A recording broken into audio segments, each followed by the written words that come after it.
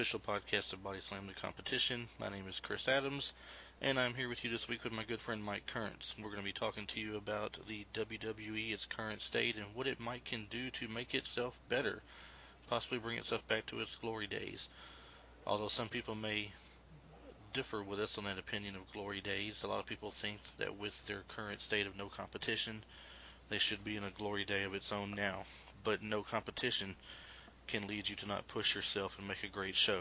What do you think about that, Mike? I think that the WWE has got a unique problem right now, Chris. And that problem is they have the lion's share of the good talent out there in North America right now. They don't have it all, but they have a lot of really good talent and nothing to do with them. That's a very good point. I mean, they have so much talent on the roster, they have not enough time on television to put them all on there on their shows they have currently going on. You've got a 3-hour show on Monday nights, a 2-hour show on Thursday nights, and you still want to put the bulk of your biggest names that you have on the roster in there and try to squeeze the others in when you can. But it doesn't seem to be working out for some of the lower names on the talent roster. And by lower names, that's not saying they're bad, but they're not getting any kind of a great push that they deserve or they could work. You know, someone like Jack Swagger, who's been lost in the mix, or Cesaro, who's been forced into a tag team because they can't find a good solo theme for him. Someone like that could flourish as a singles competitor in somewhere like Ring of Honor, or maybe even the new GFW that's come out with Jeff Jarrett's promotion. I agree totally. You see a lot of guys, there's a lot of good young tag teams out there right now that they're just not doing anything with. Their tag division has gone stale and stagnant. They need more titles. They need a television title. They need a hardcore title. They need something to put on some of these young guys. I mean, I know that John Cena is their money-making machine, and we're going to see John Cena. But he doesn't need the U.S. title. Somebody else needs it. Yeah, and I don't know if I would go the direction of a hardcore title as much as I would maybe a cruiserweight because of the type of wrestlers that you have out there, like a Neville. You know, Neville is one of those in particular who would thrive in a cruiserweight division. He's, although he's been a heavyweight champion of NXT, he still seems like he's a better fit to have those high-flying athletic matches with people like you used to see with Guerrero, Benoit, Malenko, Jericho, people of that nature. I think he fits in better there than he does fighting the likes of Kevin Owens or John Cena or even Dolph Ziggler. Sometimes Ziggler really is a little bit too big for the cruiserweight area, but would be a perfect fit for the U.S. title or the Intercontinental title with an occasional run to the World Heavyweight belt. That's a very good point, and I've noticed just as a bystander looking in, because you and I, we're not really internet experts. Cage Side Seats doesn't come to us and ask us our opinion on anything, but it seems to me that a lot of these new guys that are really good aren't that big. Finn Balor is not that big. Enzo Amore is not that big, and these are guys that are going to be your future. We're not seeing big shows come out, or even guys Undertaker size anymore. It seems that the talent is getting in a smaller physical state. I'm not saying that they're smaller guys, because these guys are still big, but we're not seeing these giant bodybuilder Hulk Hogan type guys really anymore. And that's an excellent point. I mean, that's why you start off with these guys bringing them into a smaller division, as it would seem, and later on, as the big guys who are there now phase themselves out, your smaller divisions have now basically look like they're a part of the bigger division. You would have a Neville start out right now in a cruiserweight, or maybe bring in Finn Balor, maybe as a cruiserweight borderline Intercontinental Champion type run. And then eventually, as you see the Rusevs and the Brock Lesnar's, Big Show, your Mark Henrys, John Cena's, the big muscle-bound type players, as they're gone and leaving the sport, these young guys now are the ones who are there in place of it. And they'll steadily make their way into the World Heavyweight Championship scene. And it also gives a sense of them working themselves up and not getting, fed to the crowd right off the bat like we got a Roman Reigns done to us. Can we not talk about Roman Reigns? Seriously? Had to do it. Someone had to bring it up. Uh, He was brought in and just put out there for everybody. And he's not a bad wrestler. He's not great on the mic, but he's not a bad wrestler. It's just that people were tired of seeing so much of him so quickly. He didn't make a real run or do his time like everybody else did. Even the greats like Stone Cold and The Rock did their time with the Intercontinental belts and the other things of that nature before they worked themselves up to the World Heavyweight title. oh, yeah, exactly. I mean, if you look back at the early matches of The Rock, you would think to yourself, how did this guy ever get to be world champion? I mean, he came out looking like one of the Ultimate Warrior's old Harleys with those tassels off, and it was just, it was sad. Rocky Maivia. Exactly. I remember his debut match, and I forget who it was at ringside. It was some woman, and she was looking up at him like he was a piece of meat. Every time I see The Rock, it was one of the valets. I cannot remember who she was, but she was looking at him like he was a piece of meat. I mean, I'm serious. She was salivating. She was looking at him. I'm like, all I could think of was The Graduate. It's like Mrs. Robinson's over here trying to seduce The Rock. It's horrible. I do remember seeing one of his first appearances in the Memphis area as well when they were doing the WWE Memphis Mid-South area tie-in with each other. You'd have some people from the WWE invading down there trying to take over. And of course, being they were the bad guys coming in, the smaller area would prevail with Jerry Lawler taking out the people for the most part, and Jeff Jarrett stepping up and taking out people coming in. Brian Christopher was a borderline between the two, Grandmaster Sexay, as he was in WWE, brought in Rocky Maivia to the Memphis Wrestling to challenge Jeff Jarrett and Jerry Lawler, I believe it was. I may be wrong on the Jerry Lawler part, but I believe Jeff Jarrett was in that. And when Rocky Maivia got on the mic and talked, I was like, oh my God, he's horrible. He's never going to make it. He can't talk. And then lo and behold, not even a year later, with a little bit of an attitude change, different appearance, the man comes out of nowhere and he's gold on the mic. And that's just what happens. I mean, that's what they do. They shape these young guys. And they used to be the best at it. You used to take this talent and they molded it. And Vince McMahon used to make superstars. But it seems to me anymore that he just borrows them from somewhere else and puts a new name on them. And that kind of cheapens them as a star because most of us who are real wrestling fans already know who these guys are. You don't need to make something up.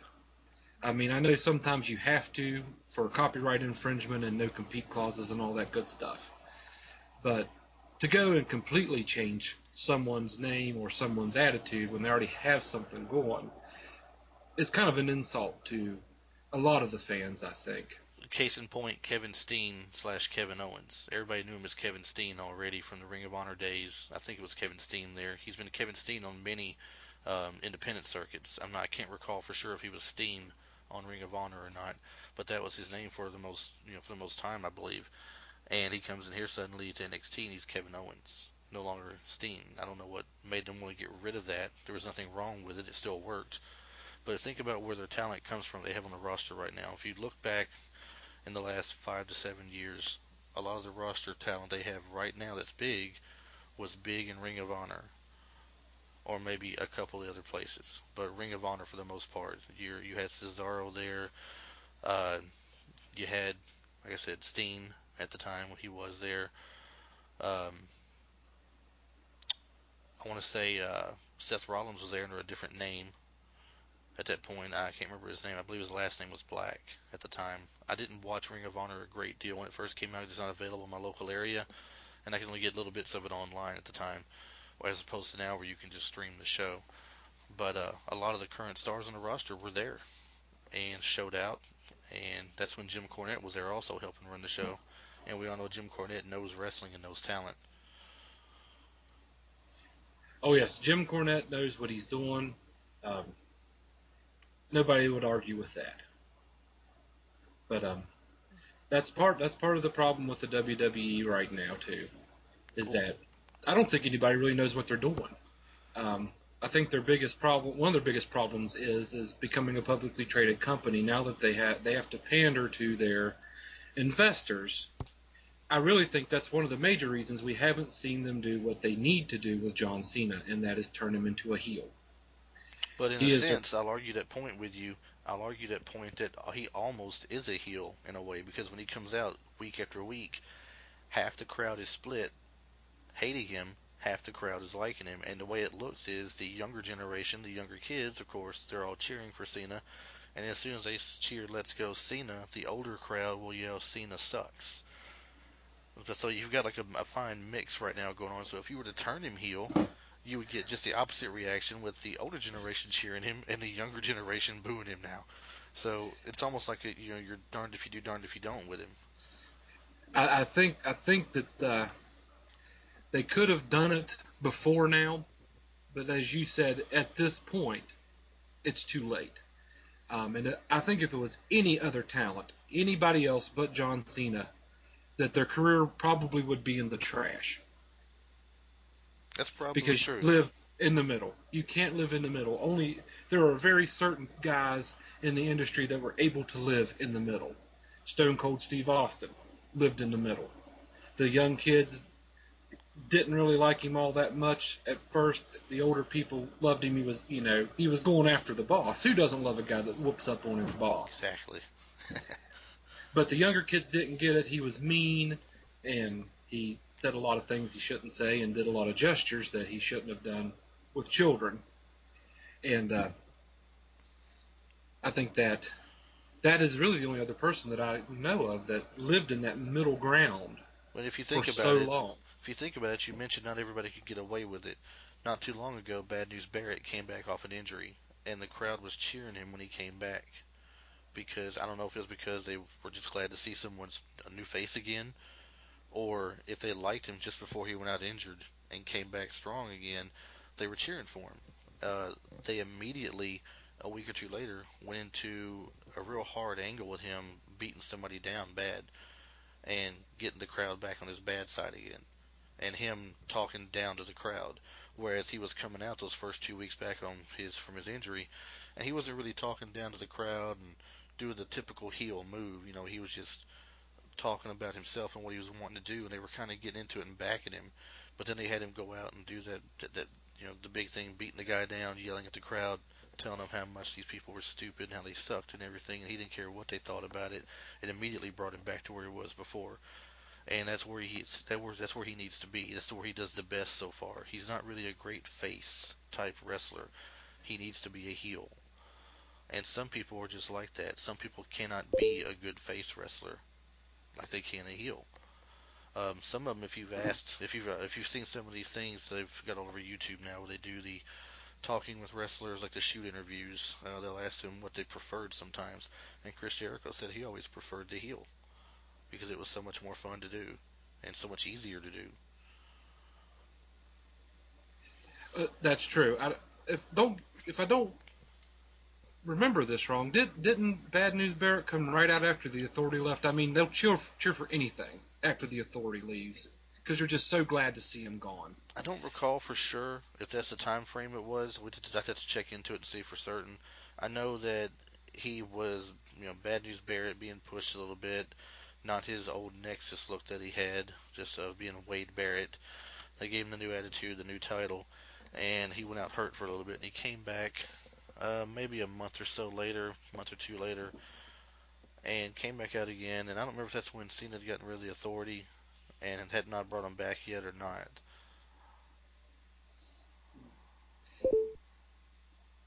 And Now, that's another thing too, Chris, that I see as a problem now. Monday Night Raw has the same first 30 to 45 minutes every week. It's the Authority with Seth Rollins talking about something that right, nobody cares about. right. It's I like they mean, had to build up the show for 30 minutes talking about it instead of they just don't. having some action.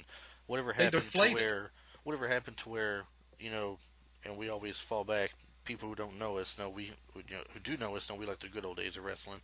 those who don't know would probably get tired of listening to us talk after a while, but why can't it be more like it was before? When the show first comes on, your announcer's got a brief intro of the show, what's coming up, what's going to happen, immediately go to the opening match, have a small match go on, have a little interview with that person after the match that won, and if something may happen occasionally, like the occasional run-in from the back, great, that's extra action.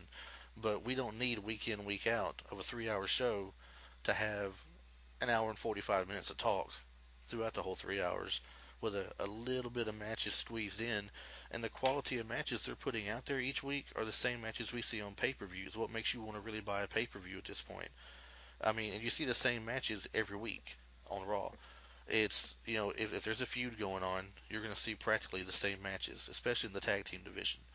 They're so limited in there. You see the same tag team matches week in, week out. For the longest time, all we got were the Usos versus Goldust and Stardust. And then they brought in Tyson Kidd and Cesaro to try and liven it up a little bit, and they tried their Road Warrior ripoffs, the Ascendants, and then buried them immediately for some reason. I never figured that out. But their tag team division is weak, and I don't know if it's they just need a second set of tag belts like we used to have with the U.S. tag titles and the world tag titles, and break them off into different divisions, like a more of a heavyweight type division versus a more of a smaller weight division, or what you might need to make that work. But they've got a ton of problems to fix, and in my opinion, very little time to get done fixing them, because with the upcoming group of GFW coming in, with their agreements they have in place with Lucha Underground, Ring of Honor, New Japan Wrestling, they're going to be a threat more sooner than later, I think. I agree totally, and I think that's really what WWE needs. Because honestly, Chris, if you want to see things like we remember them, as we said, back in the good old days, which you have a few more years on me, so, I mean, your good old days might be a little older than mine. A little better, maybe. Maybe a little better.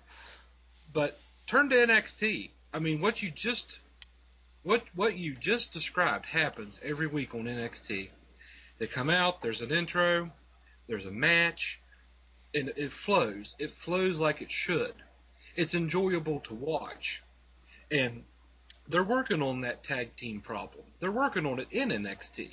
They're really getting some good stuff going on there. And I'm not a proponent of the network. I don't like it, mainly because my internet sucks and I can't use it. Well, I pay $10 a month for something that the whole point is to see the pay-per-view, and I can't live stream it because it's too choppy and skips around too much. So I just enjoy it where I can find it on the internet later on in the week. But to me, I get more excited for NXT than I do for Raw. For the very reasons you put forward. I can definitely agree with you on that. NXT, I think one of the main reasons why it's successful as it is right now is because it's a 1-hour show. The fact that it's a 1-hour show, you can't sit there and talk for the majority of the time. You have to put action out there to keep the fans happy because they paid for the money for the tickets to come watch them. They're not going to be happy if you talk for 45 minutes and you have one 15-minute match. So they have to do something with it. They have to be out there and they have to put out the action for you. And they're showcasing a lot of their younger talent there. That's going to be fun to watch later on. I believe, here recently, how many people have stepped up to the main roster now? You've got Owens, Neville. Are they called the Lucha Dragons, I believe? The masked team that was in the Elimination Chamber match. That's the ones I can think of the most. I've seen the most of that stepped up now. And don't forget the one everybody get all excited about, Paige. Paige came up into the women's division. Oh, yes. And I am not a Paige fan. I will be the first to admit it. I don't know if it's because who she has to work with on the main roster that holds her back. I never did see her in NXT, but I know that the caliber of ladies' talent that you see on NXT far exceeds what you see on the main roster. And the main roster hasn't had anything great since you had the days of Trish Stratus and Lita and what was the girl's name? Mickie James. That was their wrestling. You had 3 top women's name, I think, wrestling there at one point. That made it interesting. Now you've got they've put out there for you the Bella Twins and Paige, And after that, you've got Natalia and the other lady she's been teaming with recently. No, she hasn't teamed with her recently. Actually, is she's teaming with Snuka. What's the girl's name? Yeah. Tamika. Tamina Snuka. Tamina Snuka. Okay. Her and the other girl that was at the pay-per-view wrestling against the Bellas. You know, the only thing that keeps me awake during a Bella Page match is Paige screaming and waking me back up. They're not very entertaining, to say the least. So I'm wondering when they're going to move some of them up from NXT and kind of make that more enjoyable. That's what I'm waiting for Charlotte to come up. I mean, it's her time to come up. She needs to come up. They're not utilizing her in NXT really anymore. They're shifting focus to Sasha Banks and to some of the other ladies. Um, I'm just kind of wondering, when are they going to bring Charlotte to the main roster? I don't know, but it's time though because there's not much more you can do where she's at right now with what she hasn't done already. So it's time to go ahead and push forward from there. And whether they choose to push her alone or push her with both being Ric Flair in, also helping to push her a little bit, remains to be seen. Well, it's one thing's for certain. Poor old Rick needs something to do. I don't know what he's doing these days, to be honest with you, other than just appearances. He hasn't been on Raw much at all. He had the appearance on Raw before you had the Sting Triple H match. And he did a little guest appearance on their little panel talking about the upcoming match. But he's done much since then. I mean, it's like, I don't know if they don't want him on the show right now, or if he's busy doing other stuff for sure outside of this, finally, or what the deal is. But I would think if they bring her in for a good push, they may bring him in, to help hype her up a little bit, to make her look more like the next big thing. And she's very athletic. Oh, A she lot, is. a lot of She's moves. very athletic.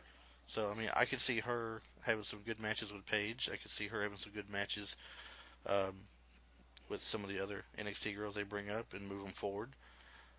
There was some I read the other day. There's a little group I belong to on Facebook, not the one that we're in, but a different one. And they talked about how it feels more to them like the old territorial days where your feuds carried over to different territories.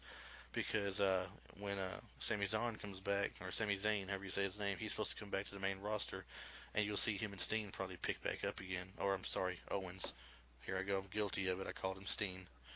Someone's going to give me hell later. But Kevin Owens and Zayn may pick back up again.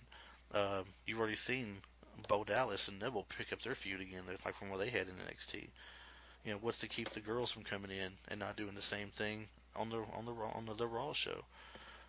It's not going to be too much longer before you see Samoa Joe on the I, Raw roster. I wouldn't be surprised if it was just a couple months, to be honest with you. And They need they need Samoa Joe. the They word is need a pay-per-view. It might be SummerSlam or WrestleMania. The word is one of those big pay-per-views over the summer is where they're talking about moving him in. that would be a very, very intelligent move on their part to get someone like him in there. And I think we're going to see an influx of some TNA talent as that ship that seems to be sinking inevitably does. I don't know because they haven't shown any real interest in TNA talent before. I've seen an interview with Vince before, and they asked him what he thought about the competition that he has from TNA, and he didn't say a lot. He did the typical, you know, the right thing to say kind of thing, where he said, "Well, they're Right. a very young, talented company, and they're running into some very bad luck these days, and they got some fine athletes there, and he knows some of the athletes there. He's had Kurt Angle in his company before. He's had MVP. He knows Bobby what's Lashley. Bobby Lashley. There you go. He knows about this.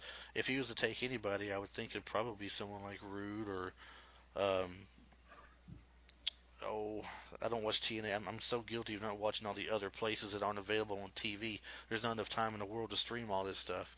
Um, there was Oh, another I guy. understand. There was a guy that was feuding with Bobby Roode not too long ago. That is outstanding. Very Well, athletic.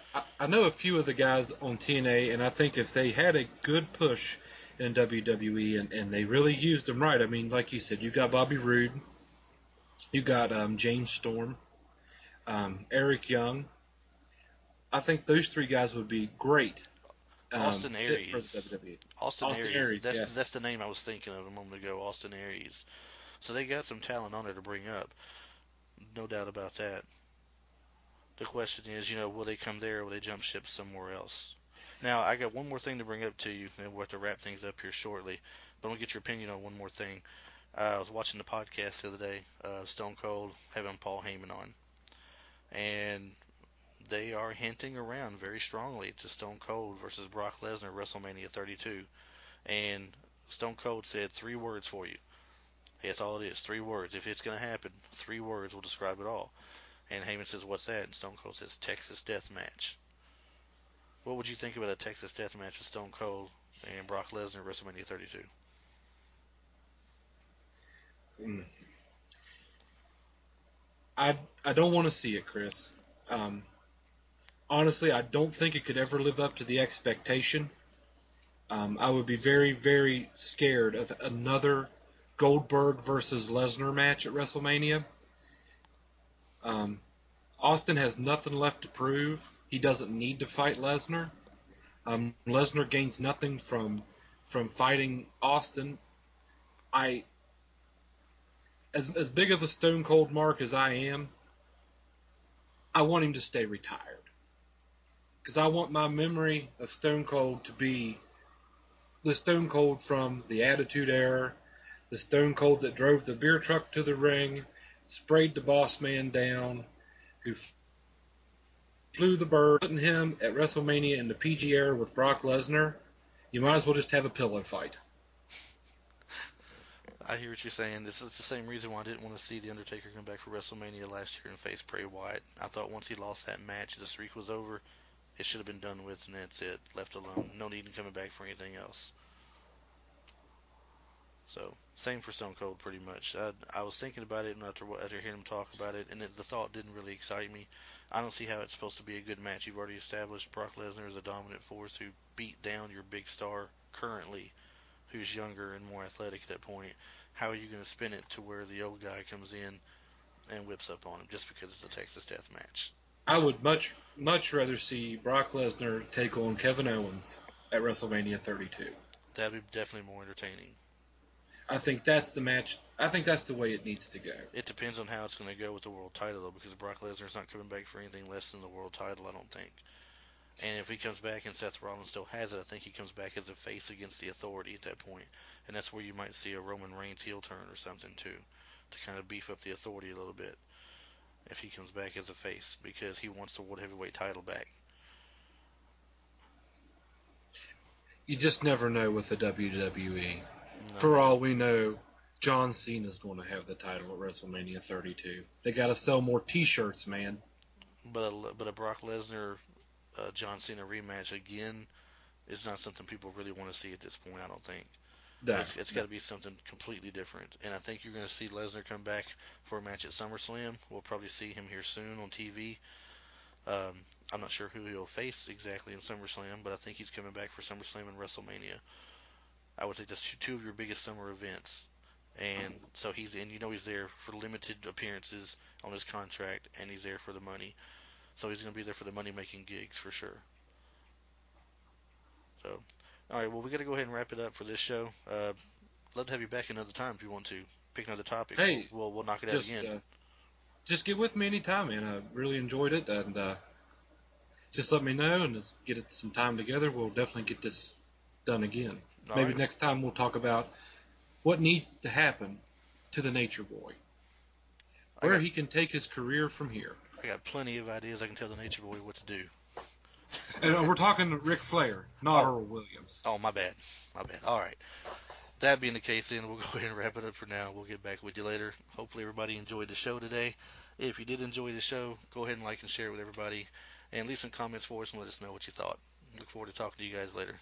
Mike, thanks for coming in. And like I said, we'll bring you back another time. Definitely. It's been great. Thanks, Chris. All right. Thanks a lot, man. I'll talk to you later.